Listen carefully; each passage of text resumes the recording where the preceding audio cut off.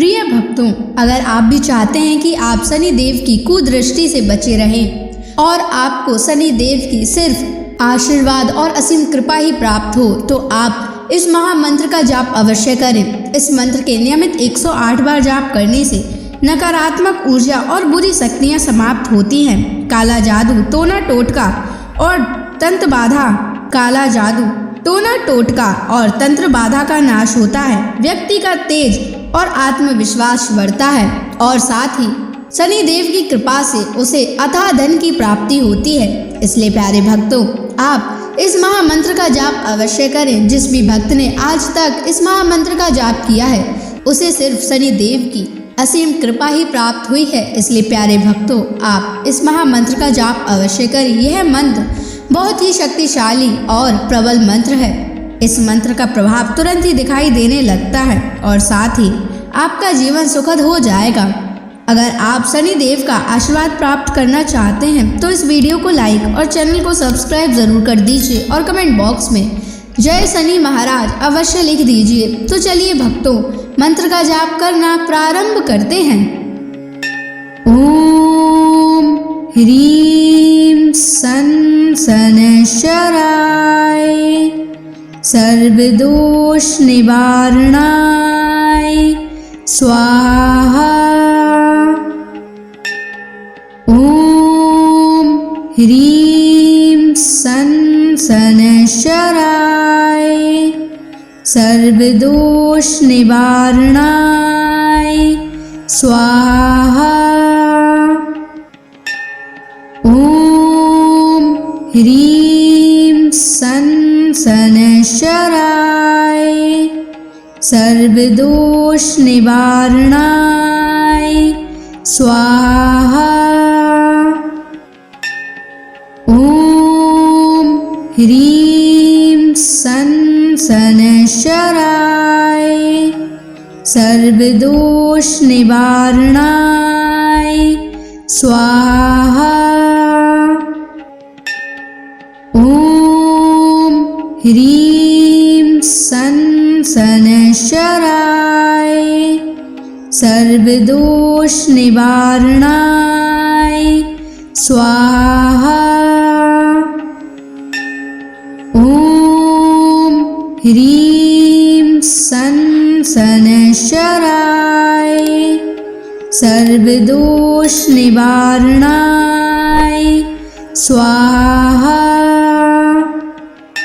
ओम ह्रीं सन शनैश्चराय सर्वदोष निवारणाय स्वाहा।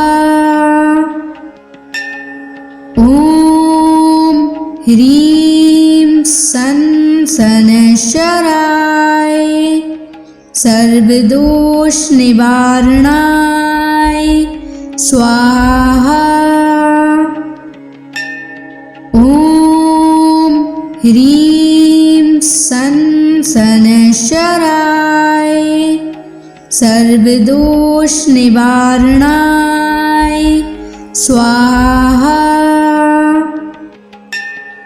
ओम ह्रीं सन शनैश्चराय सर्वदोष निवारणाय स्वाहा।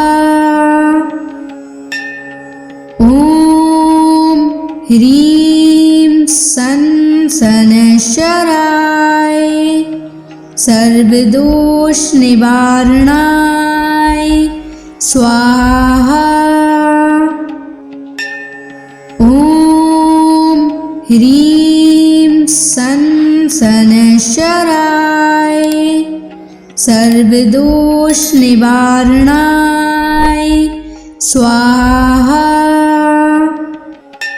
ओम ह्रीं सन शनैश्चराय सर्वदोष निवारणाय स्वाहा। ओम ह्रीं सन शनैश्चराय सर्वदोष निवारणाय स्वाहा।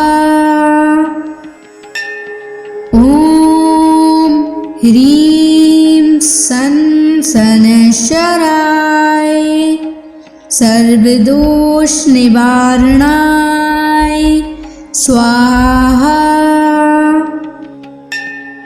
ॐ ह्रीं सन् शनैश्चराय सर्वदोषनिवारणाय स्वाहा। ॐ ह्रीं सन् शनैश्चराय सर्वदोषनिवारणाय स्वाहा। ॐ ह्रीं सन् शनैश्चराय सर्वदोषनिवारणाय स्वाहा। ॐ ह्रीं सन् शनैश्चराय सर्वदोषनिवारणाय स्वाहा। ॐ ह्रीं सन् शनैश्चराय सर्वदोषनिवारणाय स्वाहा। ॐ ह्रीं सन् शनैश्चराय सर्वदोषनिवारणाय स्वाहा। ॐ ह्रीं सन् शनैश्चराय सर्वदोषनिवारणाय स्वाहा। ॐ ह्रीं सन् शनैश्चराय सर्वदोषनिवारणाय स्वाहा। ॐ ह्रीं सन् शनैश्चराय सर्वदोषनिवारणाय स्वाहा। ॐ ह्रीं सन् शनैश्चराय सर्वदोषनिवारणाय स्वाहा। ॐ ह्रीं सन् शनैश्चराय सर्वदोषनिवारणाय स्वाहा। ॐ ह्रीं सन् शनैश्चराय सर्वदोषनिवारणाय स्वाहा। ॐ ह्रीं सन् शनैश्चराय सर्वदोषनिवारणाय स्वाहा। ॐ ह्रीं सन् शनैश्चराय सर्वदोषनिवारणाय स्वाहा। ॐ ह्रीं सन् शनैश्चराय सर्वदोषनिवारणाय स्वाहा।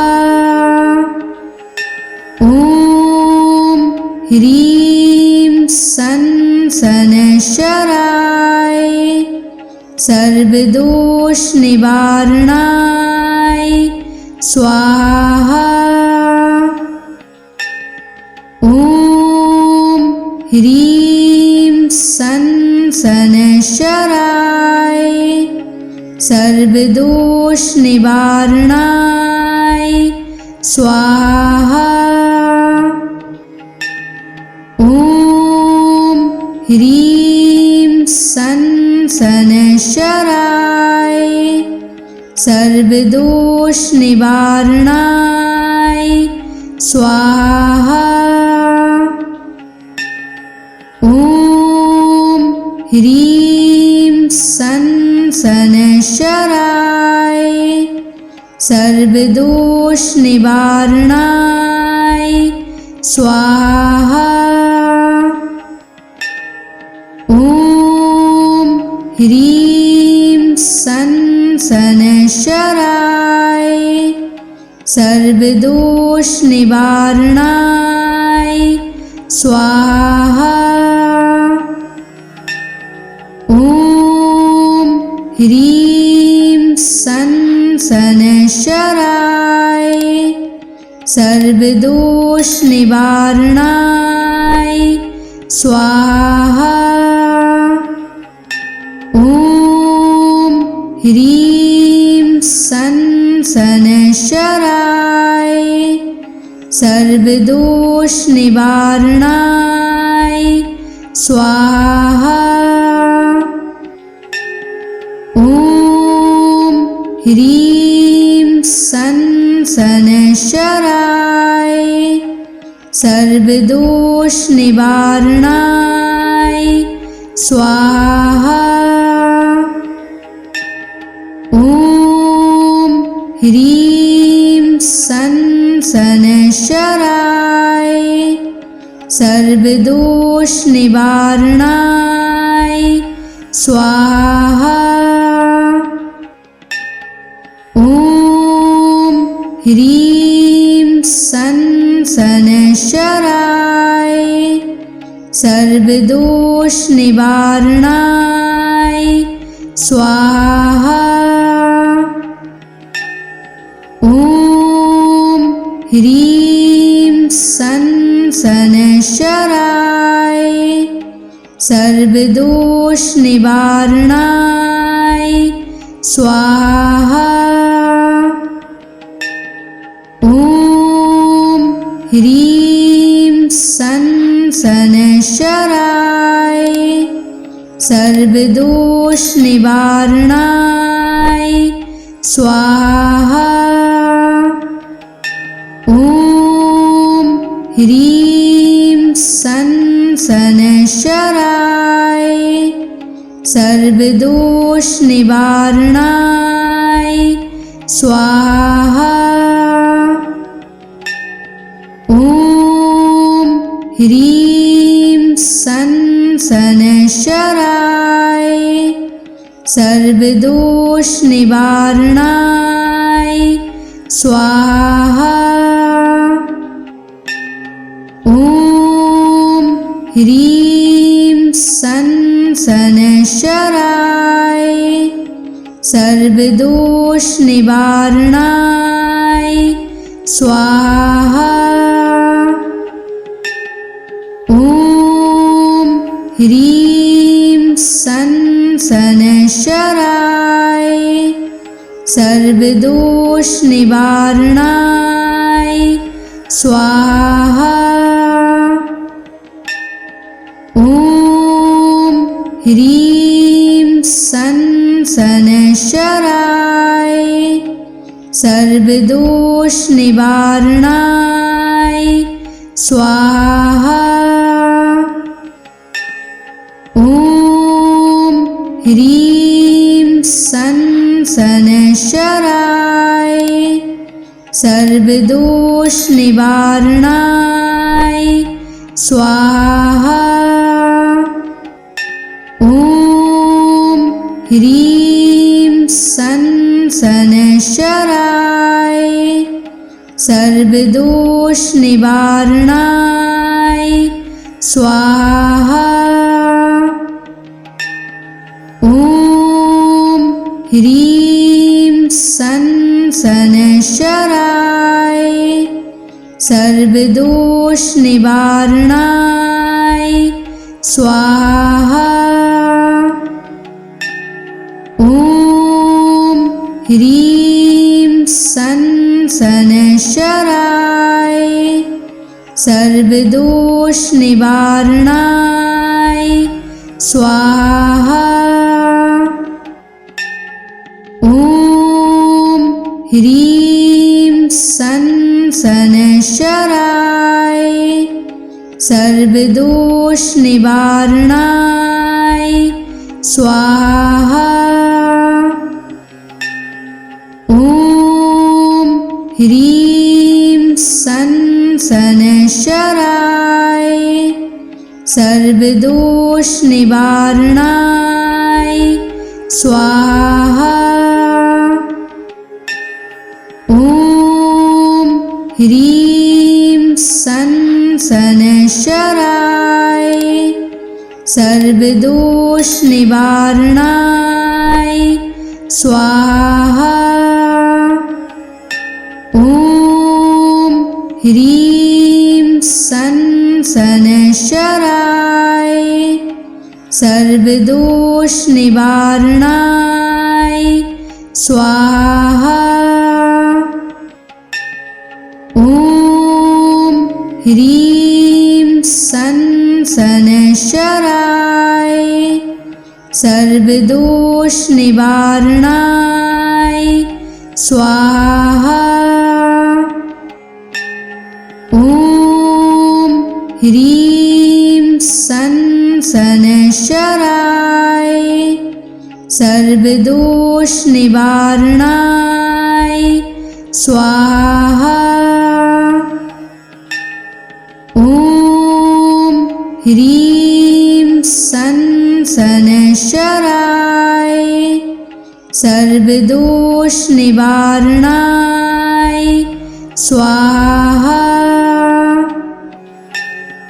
ॐ ह्रीं सन शनैश्चराय सर्वदोष निवारणाय स्वाहा। ॐ ह्रीं सन शनैश्चराय सर्वदोष निवारणाय स्वाहा। ॐ ह्रीं सन शनैश्चराय सर्वदोष निवारणाय स्वाहा। ॐ ह्रीं सन शनैश्चराय सर्वदोष निवारणाय स्वाहा। ॐ ह्रीं सन शनैश्चराय सर्वदोष निवारणाय स्वाहा। ॐ ह्रीं सन शनैश्चराय सर्वदोष निवारणाय स्वाहा। ॐ ह्रीं सन शनैश्चराय सर्वदोष निवारणाय स्वाहा। ॐ ह्रीं सन शनैश्चराय सर्वदोष निवारणाय स्वाहा। ॐ ह्रीं सन शनैश्चराय सर्वदोष निवारणाय स्वाहा। ॐ ह्रीं सन शनैश्चराय सर्वदोष निवारणाय स्वाहा। ॐ ह्रीं सन शनैश्चराय सर्वदोष निवारणाय स्वाहा। ॐ ह्रीं सन शनैश्चराय सर्वदोष निवारणाय स्वाहा।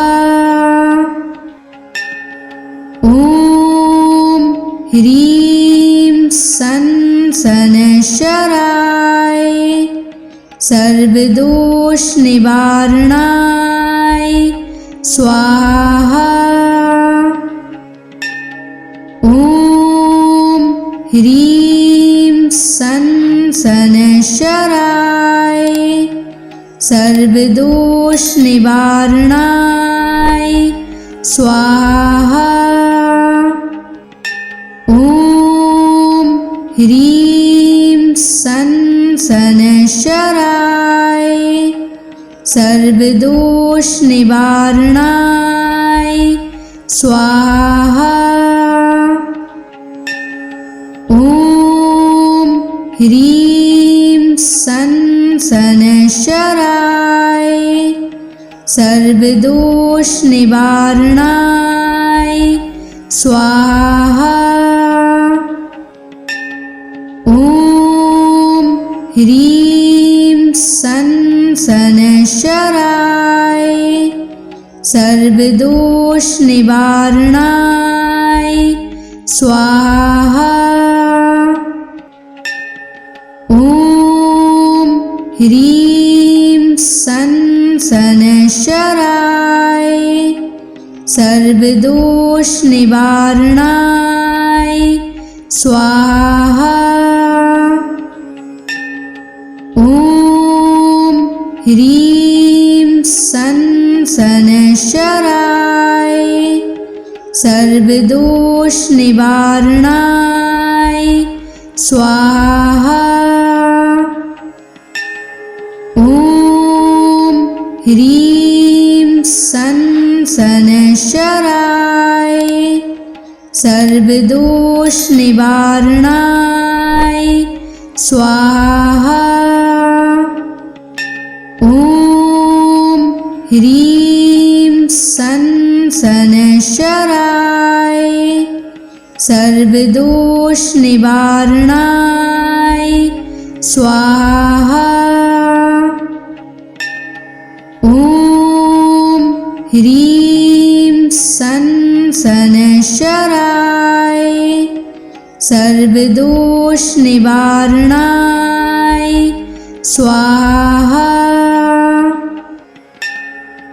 ॐ ह्रीं सन् शनैश्चराय सर्वदोषनिवारणाय स्वाहा। ॐ ह्रीं सन् शनैश्चराय सर्वदोषनिवारणाय स्वाहा।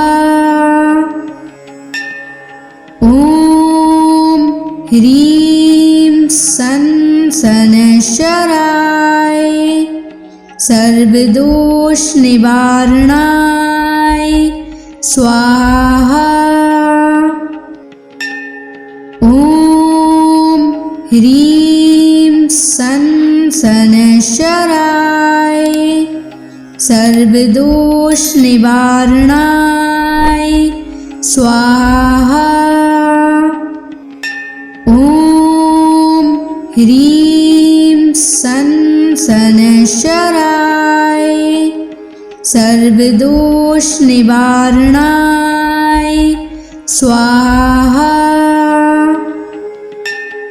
ॐ ह्रीं सन् शनैश्चराय सर्वदोषनिवारणाय स्वाहा। ॐ ह्रीं सन् शनैश्चराय सर्वदोषनिवारणाय स्वाहा। ॐ ह्रीं सन् शनैश्चराय सर्वदोषनिवारणाय स्वाहा। ॐ ह्रीं सन् शनैश्चराय सर्वदोष निवारणाय स्वाहा। ॐ ह्रीं सं शनैश्चराय सर्वदोष निवारणाय स्वाहा। ॐ ह्रीं सं शनैश्चराय सर्वदोष निवारणाय स्वाहा। ॐ ह्रीं सं शनैश्चराय सर्वदोष निवारणाय स्वाहा। ॐ ह्रीं सं शनैश्चराय सर्वदोष निवारणाय स्वाहा। ॐ ह्रीं सं शनैश्चराय सर्वदोष निवारणाय स्वाहा। ॐ ह्रीं सं शनैश्चराय सर्वदोष निवारणाय स्वाहा। ॐ ह्रीं सं शनैश्चराय सर्वदोष निवारणाय स्वाहा। ॐ ह्रीं सं शनैश्चराय सर्वदोष निवारणाय स्वाहा। ॐ ह्रीं सं शनैश्चराय सर्वदोष निवारणाय स्वाहा। ॐ ह्रीं सं शनैश्चराय सर्वदोष निवारणाय स्वाहा। ॐ ह्रीं सं शनैश्चराय सर्वदोष निवारणाय स्वाहा। ॐ ह्रीं सं शनैश्चराय सर्वदोष निवारणाय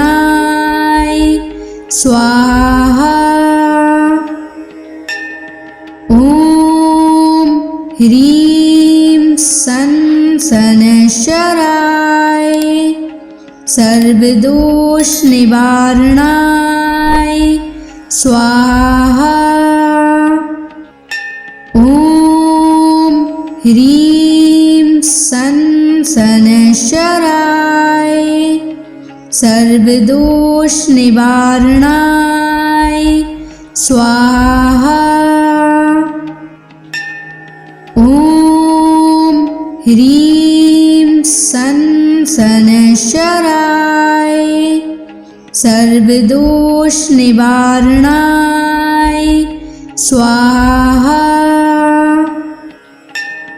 ॐ ह्रीं सं शनैश्चराय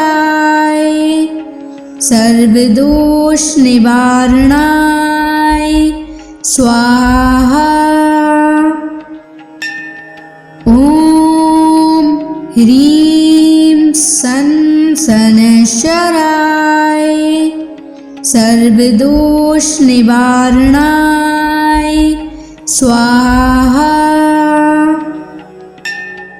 ॐ ह्रीं सं शनैश्चराय सर्वदोष निवारणाय स्वाहा।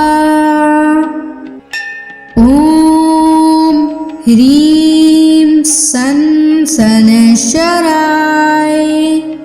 सर्वदोष निवारणाय स्वाहा। ॐ ह्रीं सन शनैश्चराय सर्वदोष निवारणाय स्वाहा। ॐ ह्रीं सन शनैश्चराय सर्वदोष निवारणाय स्वाहा। ॐ ह्रीं सन शनैश्चराय सर्वदोष निवारणाय स्वाहा। ॐ ह्रीं सन शनैश्चराय सर्वदोष निवारणाय स्वाहा। ॐ ह्रीं सन शनैश्चराय सर्वदोष निवारणाय स्वाहा।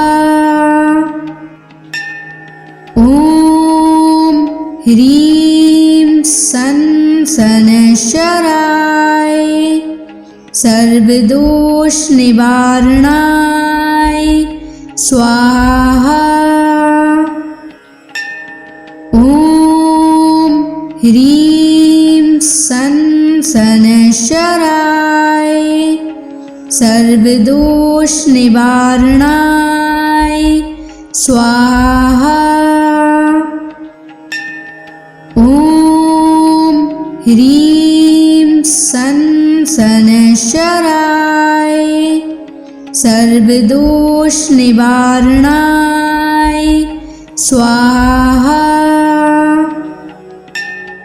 ॐ ह्रीं सन शनैश्चराय